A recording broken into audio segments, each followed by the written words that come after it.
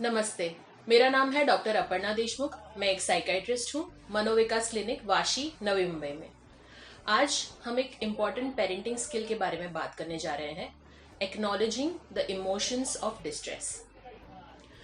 अक्सर जब हमारा बच्चा हमारे सामने अपना डिस्ट्रेस या कोई भी नेगेटिव इमोशन या भावना व्यक्त करता है, तो हम क्या करते हैं? फॉर एग्जाम्पल, अगर आपके बच्चे ने आपसे कहा कि आज मुझे क्लास टीचर ने बहुत डांटा और वो रो पड़े, तो आपकी प्रतिक्रिया क्या होगी?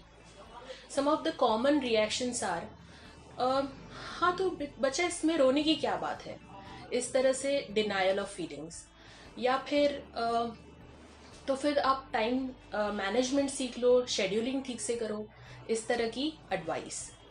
या फिर अब तुम होमवर्क नहीं करोगे तो टीचर डांटेंगी ही ना, इस तरह से सामने वाले की वकालत करना। या फिर जीवन है तो कष्ट आएंगे ही बेटा, इस तरह का फिलोसॉफिकल रिस्पॉन्स।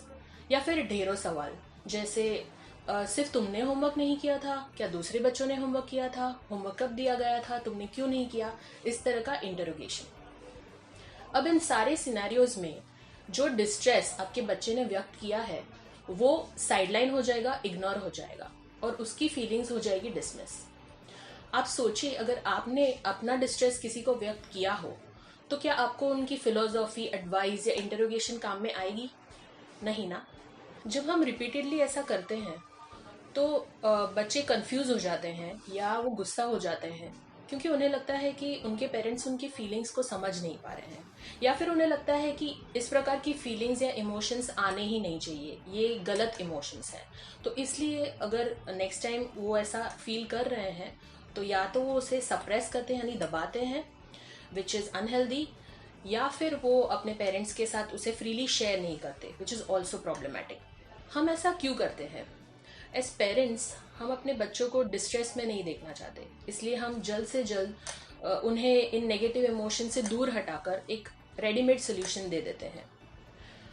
मगर सच ये है कि if we acknowledge their emotions of distress, तो उन्हें फील होता है कि उन्हें समझा गया है, and that makes them feel good, and good feelings lead to good behaviour. तो हम ये कैसे करें? Number 1, listen.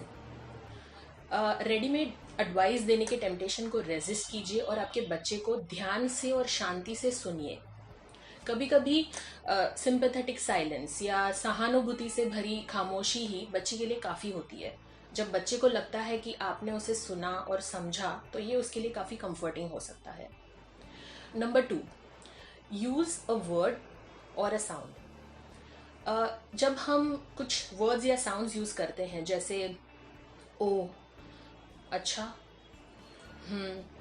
या ओके, इस तरह से हम बच्चे को इस टॉपिक के बारे में ज़्यादा बात करने के लिए इनवाइट कर रहे हैं। तो बच्चा जब इसके बारे में ज़्यादा बात करेगा, वो अपने खुद की इमोशंस और थॉट्स को ज़्यादा बेहतर एक्सप्लोर कर पाएगा और फिर शायद उसके प्रॉब्लम्स के सल्यूशंस को वो खुद ढूंढ पाएगा।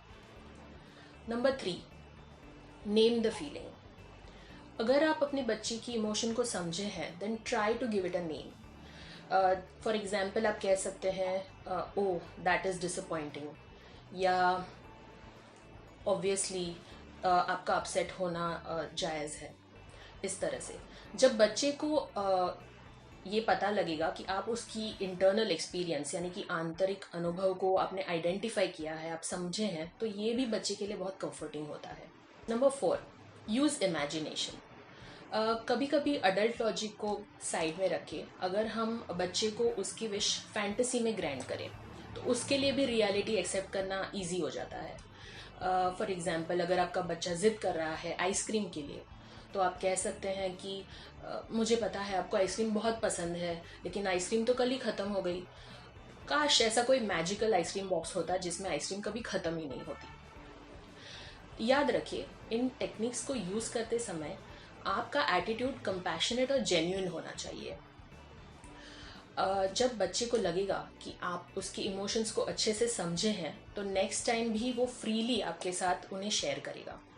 सो remember, if you are willing to listen to the small things now, you are more likely to hear about the big things later on. Thank you.